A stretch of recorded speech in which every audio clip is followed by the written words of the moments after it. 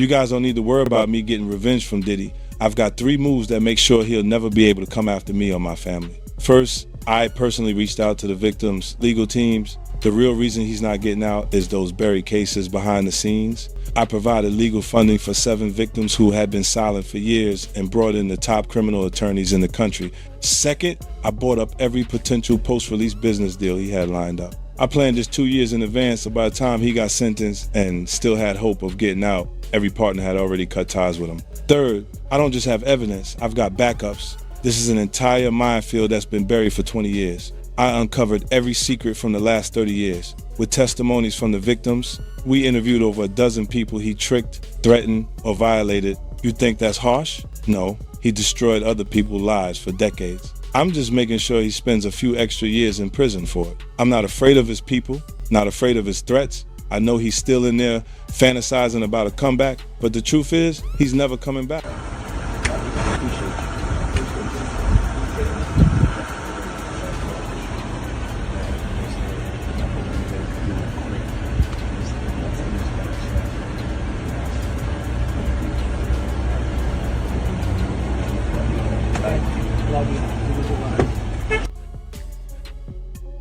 Is this real life?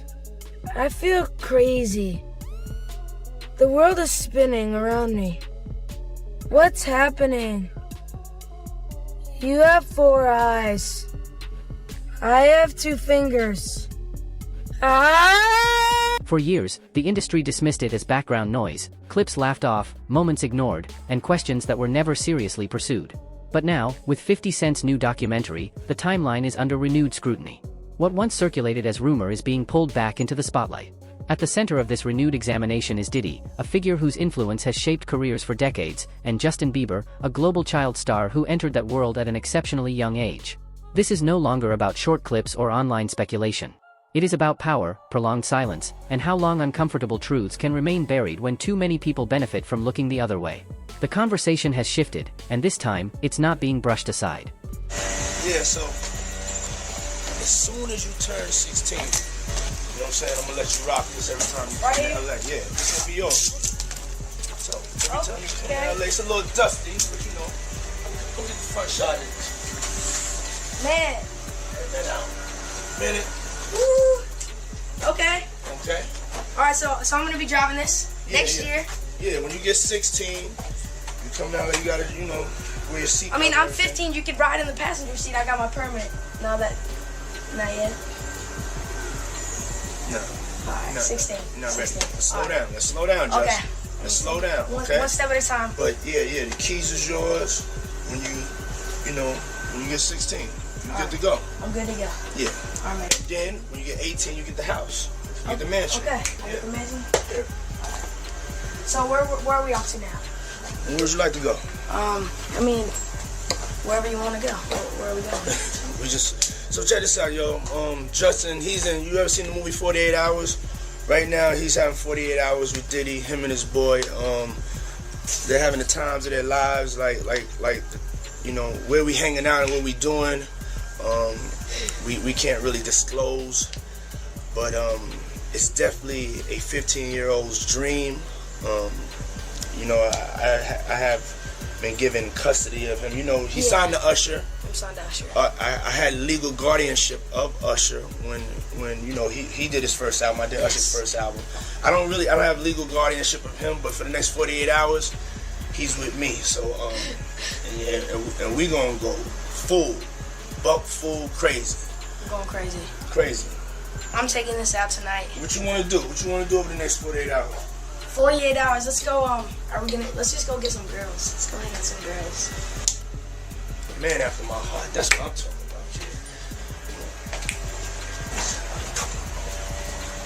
Justin Bieber's rise was long framed as a modern fairy tale, a gifted teenager discovered online and propelled to global superstardom. But beneath the success story sat an increasingly uncomfortable reality, a minor navigating powerful adult systems with few visible safeguards. Archival footage and past interviews show Bieber placed in environments where access, influence, and fame often outweighed age-appropriate boundaries. For years, these moments circulated quietly, dismissed as eccentric celebrity culture rather than examined as potential institutional risk. The implication here is not centered on a single incident. It points to normalization, an industry conditioned to look away.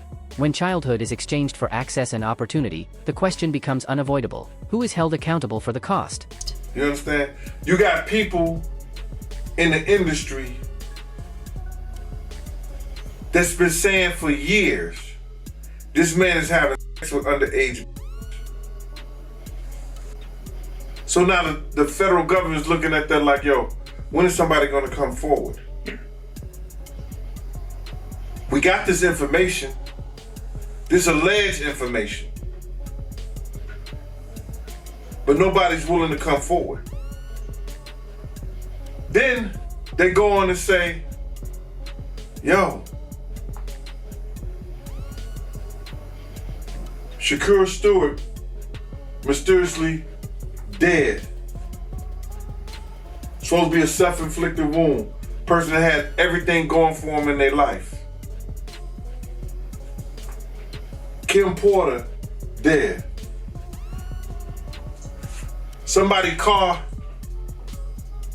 gets blown up.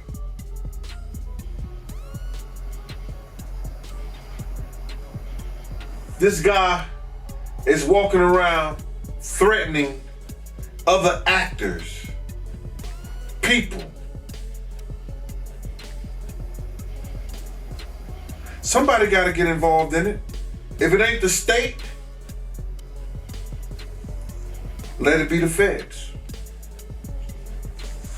Somebody got to stop him.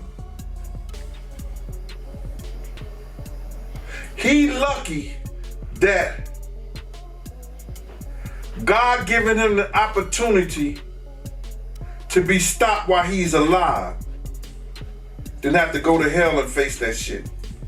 He got a chance to repent now, change his life. You mentioned minors, and a lot of people have been trying to drag Justin Bieber into this situation because there's a lot of suspect looking videos with Diddy and Bieber in it, and they're making a lot of allegations. 50 Cent has long positioned himself as an outsider to Sean Diddy Combs' private world, repeatedly claiming awareness without direct involvement. For years, those statements were largely dismissed as personal rivalry or industry provocation. Now, however, they are resurfacing in a very different climate, one shaped by legal scrutiny and broader cultural reassessment. This shift does not automatically validate every past claim, but it does reframe intent. Warnings, sources note, can exist long before evidence becomes public or widely acknowledged. The uncomfortable implication is clear: when criticism comes from adversaries, it is easier to ignore. The question now being raised is not just about who spoke, but about who listened. How many early alarms are lost simply because the messenger is inconvenient? What's that? It's extended far beyond music. According to industry insiders, he controlled access to spaces where careers could rapidly accelerate or quietly stall. Those rooms, often described as informal power centers, played a significant role in shaping opportunity behind the scenes. Justin Bieber's proximity to that influence reflected a broader industry reality. Advancement frequently flowed through powerful gatekeepers rather than transparent, accountable systems. In that environment, access became currency, and proximity to influence often mattered more than formal safeguards or oversight. As the industry faces renewed scrutiny, these dynamics are no longer being discussed in whispers. They are being examined as part of a larger structural problem. Diddy bought his son a Bentley. Maybe, he could buy you one also. Got me a Lamborghini. And Yeah. Oh, well, that's nice. I haven't gotten it yet, though. Yeah, I know. Yeah, I know. When is that coming, that Lamborghini? We talked about this last He time. had the Lamborghini for a day or two, and he had access to the house, and he knows better than be talking about the things that he does with Big Brother Puff on national television. Well, apparently not. Something, everything ain't for everybody. Do you believe the guy in the tape is white? If he's bigger than Diddy, and he's not none of the names that I said, probably so. But then they say he was young too. Yeah, they say he was young. Let me get his name right. I hope it ain't the Bieber. I hope it's not the Bieber. That's a good one. It might be him. But if they saying that the guy is young and he's an A-lister, I can't think of that many black people, man. Right, not at all. And somebody that's more powerful, more of a celebrity than Diddy. You understand what I'm saying? If they were saying somebody that was more celebrity than Diddy, he was an A-lister, he was younger, you know what I'm saying? And if he's not black, it would have to be the Bieber. That's his name, Bieber? They said I got that wrong too. Justin Bieber, allegedly. I don't know, bro. Right. But when you heard the news that Diddy, he had to cheat with another man, did that catch you by surprise or no? Well,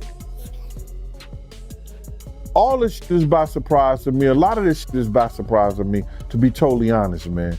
Because I knew Puff, I knew Puff Daddy. The concern raised by observers is not limited to what may have occurred behind closed doors, but to why meaningful oversight appeared absent in public view, particularly in an industry where career advancement often depends on proximity to authority. In such systems, boundaries can become negotiable rather than protected. Power dynamics shift, accountability blurs, and the ability to refuse is rarely equal across all parties. The central question now being asked is stark. In a structure like this, who was truly empowered to say no, and who ultimately pays the price for refusing? I knew Diddy before he was Love and Brother Love and back to Diddy. So, no, but the diddler, he's the diddler now. A lot of it's surprising, but it's not unheard of. Because you hear of all kinds of shit, and whether it registered with you or you internalize it or something like that, that's a whole nother story. But a lot of this stuff is crazy. But this is the world that we live in now, man. That these individuals thinks is all right. Bruh, when does it comes all right to be sitting there eating food off a naked woman? When did we start doing what they do? Let's keep it a buck. When did we start doing what they do? These guys is popping pills. They got Jay-Z dancing with a chick that's into cannibalism. Long before Justin Bieber entered the global spotlight, Usher had publicly spoken about his own teenage introduction into Diddy's world, an experience he later acknowledged exposed him to adult realities far earlier than he was prepared for. That account matters, observers say, because it establishes precedent rather than rumor. When similar pathways repeat across generations, coincidence becomes harder to accept. The implication shifts toward systemic continuity, trust passed down without meaningful reform. If discomfort was acknowledged once, critics ask, why was the same structure left intact for the next child to enter it? As scrutiny intensifies, that unanswered question now sits at the center of a much broader reckoning. Might make you change your mind. Look at Lil Nas X. He fizzled out fast too. So would you say someone like Justin Bieber is a victim? I just seen he is reportedly selling his whole catalog because he's broke. Yeah. Yeah. And once he finishes getting that money, I don't understand why he's broke. He didn't have to be broke. Usher just wouldn't stop robbing him. Damn. I mean, Usher couldn't keep his hands out of his pocket. It's funny. He got him signed and turned over custody to Diddy. Boy was never the same, and neither was Usher's pockets, because Usher's been living off of Justin Bieber's money. He ain't been living off of his own. Because the truth is, Usher don't really make that kind of money. And I'm really just kind of sick and tired of Usher reigning. Yeah, I'm really kind of disgusted with Usher reigning, who does Greek wrestling nude with men over frosted flakes, allegedly. Like, I'm sick and tired of this guy who everyone knows got the Diddy bumps, who's been sued for passing them on and lost, is still sitting there disgracing women in front of their men who bought the tickets to like that whole scheme. He's causing a lot of divorce courts. Yeah, but why? He don't even want them. He don't want them women. He's literally doing it just to destroy relationships. As scrutiny surrounding Diddy intensified, a clear divide emerged. Many celebrities with past proximity opted for silence, while 50 Cent continued to amplify his commentary. That contrast, observers say, exposes an unspoken industry equation: speaking out risks relationships, while silence helps preserve them. In this environment, loyalty can become indistinguishable from self-protection. The implication is not necessarily cowardice, but calculation, a recognition of how fragile careers and alliances can be. It is an ecosystem where truth competes directly with survival. The question now being raised is pointed and unavoidable. When silence becomes the safest option, does accountability still have a place? I watched a video of an interview of Justin Bieber, and he was talking about Billie Eilish. And he was like, he was broke, almost in tears. He's like, I just want to protect her. I just want to keep her safe. Yeah. What do you think he went through? Because he knows what's been happening to Billy. Just like everybody knew what was happening to Millie Bobby Brown girl with Drake. These people are monsters. Real life.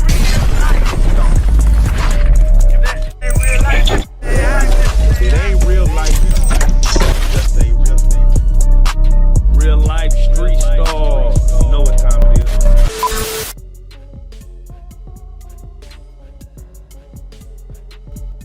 Jermaine Dupri said something interesting. He said the reason that R&B isn't as powerful as it is anymore is because children are going to church. Yeah. What is it about the transfer from the spiritual to the secular do you believe that's what made R&B so powerful? Understand this. Rhythm and blues was a combination of gospel and soul music. Because soul music has always been around in one form or another. It's just evolved throughout the years. And you got gospel, rhythm and blues. That's what put that together. That's why they made such a big stink about the Ray Charles incorporating gospel sounds into secular music. Because they wanted people to separate the two. This is demon, this is good. The truth is none of that's real. There is no bad, there is no good. There is what is and there is what is not. And that's sad. But when you take the spirit that comes from that. Justin Bieber has never publicly accused Diddy of criminal wrongdoing. However, his later reflections on anxiety, loss of control, and emotional collapse have created a record that complicates any simplified narrative of his rise to fame. In interviews and public statements, Bieber has described being overwhelmed at a young age, thrust into an adult-driven industry, surrounded by powerful figures with competing interests, and lacking the tools or maturity to protect himself. Those admissions, while not allegations, offer critical context to his early experiences in the spotlight. Taken together, they raise broader questions about the structures surrounding child stardom and the long-term consequences of growing up inside systems designed for profit, not protection. A witness that just testified against Diddy to the grand jury and had to give up 8 videotapes to the feds that contained celebrities in these freak-offs with Diddy is now listing some of the names that he saw on these tapes. And this man said that he got these tapes from a very close friend of Kim Porter's, and these were Kim Porter's tapes that she was going to use against Diddy.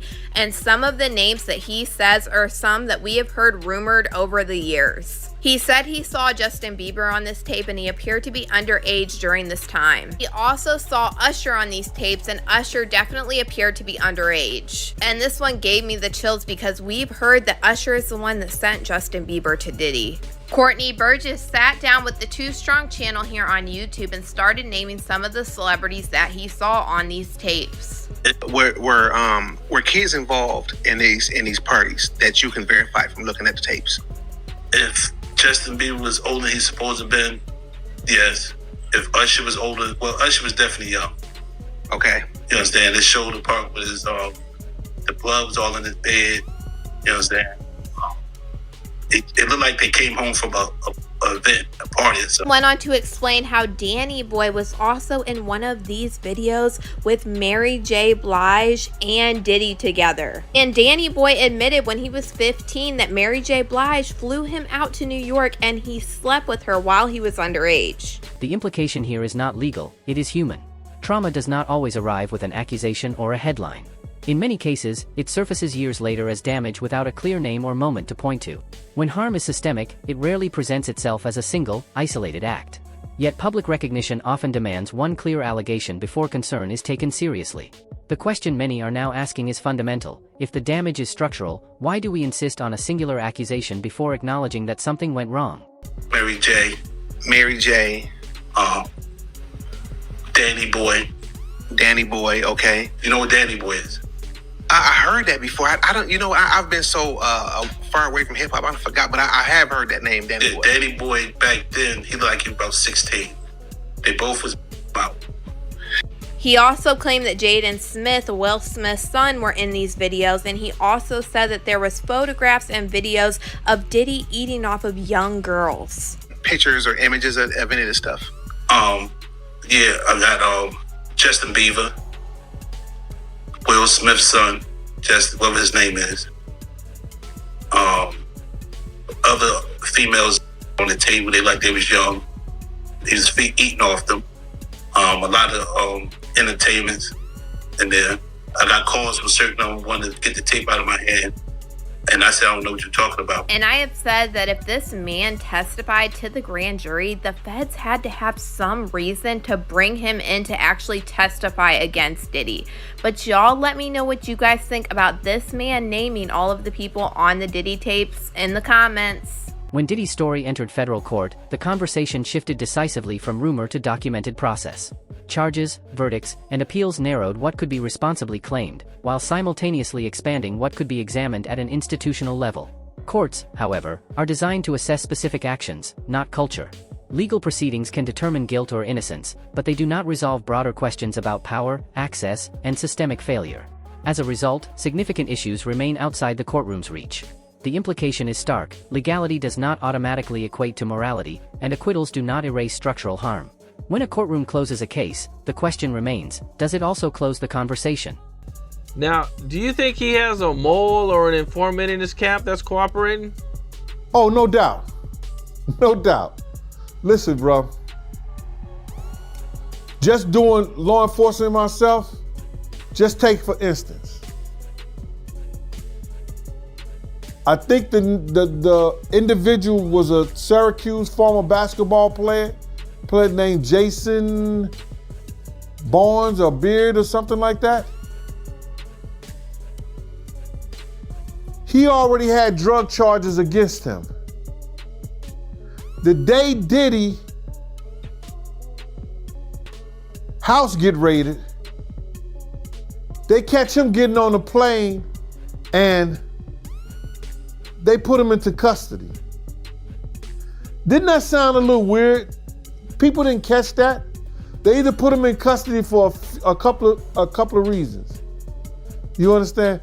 One, to make a witness out of him, or to safeguard him and protect him for anything that could happen to him, because they had already stated, allegedly, that he was some kind of mule for the people over there at Diddy's house. So now, with that information, that he was already known by the government for drug charges, wouldn't that be an individual that you use? I'm gonna give you something different. And I'm gonna give you something else that people don't even think. On the other day, I seen on the video that Puff had ran into Justin Bieber. They met up and he started tapping him as if he was searching him and see if he had some kind of device on. Did you see that? Yep. Check this out. What if the federal government have already talked to Justin Bieber? And Diddy did that on tape. that means in his mind, he think this person may be a witness. Right? The intersection of 50 Cent, Diddy, and Justin Bieber points to a broader reality within celebrity-driven systems. Power tends to concentrate at the top, risk flows downward, and accountability often arrives last. Within this structure, youth is marketed as authenticity, access is framed as mentorship, and silence is rewarded as professionalism. These dynamics are not presented as proof of individual wrongdoing, but as repeating conditions that shape outcomes over time. This is not a story of certainty, it is a story of patterns. And as those patterns continue to surface across generations, the question becomes increasingly difficult to avoid. If the same structures keep producing harm, at what point does the system itself become the subject of investigation? If you want clear reporting without the noise, subscribe to Celeb Pulse. We follow the stories others avoid, and we keep asking the questions that matter.